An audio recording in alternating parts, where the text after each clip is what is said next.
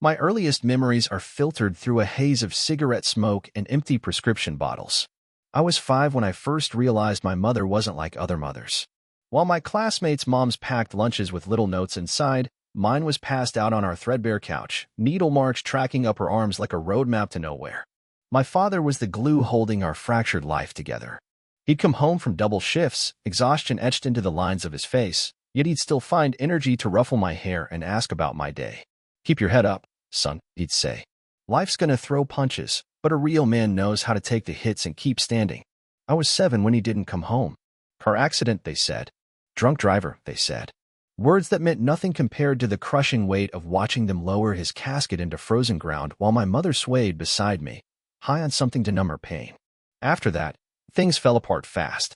Child services found me alone in our apartment a month later. My mother hadn't come home in 3 days. I remember the social worker's face, that practiced mix of pity and professional detachment I'd grow to recognize in countless adults who'd shuffle me through the system. Foster homes blur together in my memory, some decent, most not.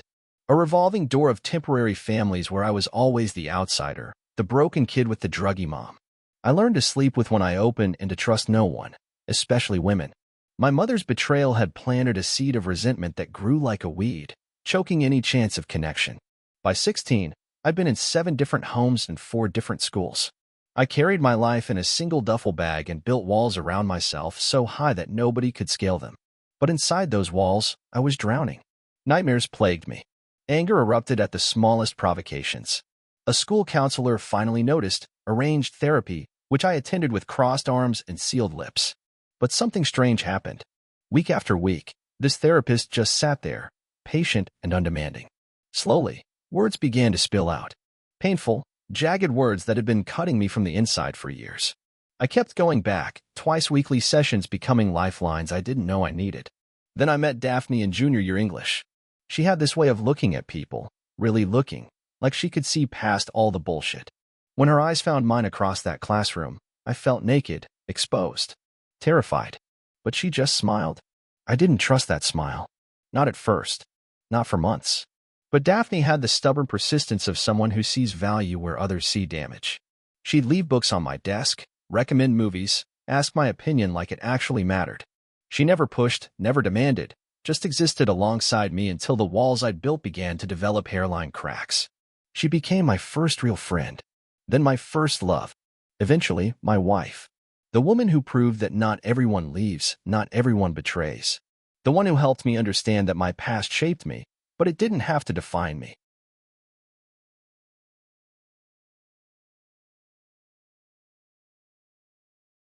Depression has a way of distorting reality. In the months after our 5th anniversary, my mind became a prison of fog and shadows. Some days, I could barely drag myself out of bed, let alone notice the subtle shifts in my marriage. But even through the haze of my medication adjustments and therapy sessions, something about Daphne began to feel off. It started with small things. Text messages that went unanswered for hours. Dinner plans canceled last minute. The faint scent of unfamiliar cologne when she'd return late from what she called work events. I'd catch her checking her phone with a guarded expression, the screen tilted away from my line of sight. "Just some drama with Melissa at work," she'd explain with a tight smile that didn't quite reach her eyes. "Nothing worth bothering you with, especially when you're having a rough patch." And that's exactly what my brain latched onto. I was having a rough patch. My perception couldn't be trusted. The therapist I'd been seeing since my teens had warned me about this, how depression could plant seeds of paranoia and water them with insecurity until they blossomed into full-blown delusions. So I swallowed my concerns along with my Lexapro and tried to focus on getting better. But the inconsistencies continued to pile up like dirty snow on the roadside. Daphne, who had once been my anchor in the storm of my mental illness, was becoming a ghost in our home. She'd leave before I woke and return long after I'd fallen into medication-induced sleep. Weekends found her constantly running errands that somehow took hours longer than they should have. "You're imagining things," I told myself, staring at my reflection in the bathroom mirror one night after she'd called to say she was stuck at a client dinner. "This is your broken brain trying to sabotage the one good thing in your life." But I wasn't imagining the lipstick shade that didn't match any tube in our bathroom, or the way she'd started showering immediately upon returning home, or how she'd grown protective of her phone. The same woman who used to leave it lying around without a second thought. One particularly dark night, with my demon screaming louder than my conscience, I did something I swore I'd never do. I used my IT skills from work to access her location history. The truth rendered in cold, clinical data points felt like a knife between my ribs, recurring visits to bars we'd never frequented together, and worse, repeated stops at residential addresses I didn't recognize, often lasting hours into the night. I sat in the blue glow of my laptop, watching the digital breadcrumbs of my wife's deception, and felt the foundation of my hard-won stability beginning to crumble beneath me. Daphne, my savior, my proof that not everyone leaves, was leading a life completely separate from our marriage. And I was terrified to discover what that life contained.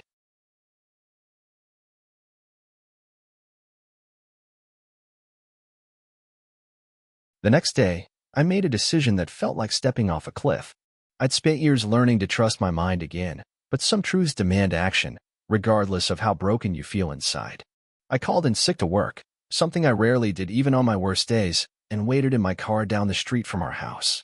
When Daphne emerged at 7:30, dressed more carefully than her alleged marketing meeting required, I followed her. My hands trembled on the steering wheel, the voice of my therapist echoing in my head about healthy coping mechanisms. This wasn't one of them, but I was beyond rational thought. She drove downtown to a dimly lit bar called the Velvet Room, a place we'd never visited together. Through the window, I watched her slide onto a bar stool with practiced ease, like someone returning to familiar territory. 20 minutes later, he arrived. Tall, confident, with a smile that suggested he knew exactly what waited for him. My wife, my Daphne, lit up when she saw him, her entire body transforming with an energy I hadn't witnessed in months. I sat paralyzed, watching them through the glass like a man observing exotic creatures in a terrarium. The casual touch of his hand on her lower back. The way she leaned in, laughing at something he whispered. The unmistakable intimacy of two people who had shared more than conversation. When they left together, I followed again, my heart a dead weight in my chest. Outside an apartment building in a neighborhood I'd never visited, I watched them embrace. His hands traced the curves of her body, the same body that had been my sanctuary during panic attacks, the same lips that had whispered, "I'll never leave you," on countless dark nights. "Daphne," I called out, my voice sounding foreign even to myself. The look on her face, shock giving way to something like irritation rather than guilt, told me everything before she spoke a word. "What are you doing here?" she asked, as if I was the one committing a transgression. "I think that's my question," I replied, surprised by the steadiness in my voice. The man slipped away awkwardly as Daphne's expression hardened. In the merciless glow of the streetlight, she unraveled our marriage with clinical precision. "It's happened more than once," she admitted, almost relieved to finally say it. "I couldn't keep pretending. Your depression, it's like a black hole that swallows everything, me included. I needed happiness, light, something you haven't been able to give me." Each word struck with devastating accuracy. I had handed her my broken parts with trembling hands, trusted her with vulnerabilities I'd hidden from everyone else. And she had deemed them too heavy, too inconvenient for her happiness. So I was just too sad to deserve loyalty? I asked, rain beginning to fall around us in a cinematic cliché that would have made me laugh if I wasn't disintegrating inside. "You don't understand how exhausting it is," she whispered, loving someone who can barely love themselves. She was right. I didn't understand. Not then, not as I watched her walk away, back toward the apartment where she had created a life without shadows, without me.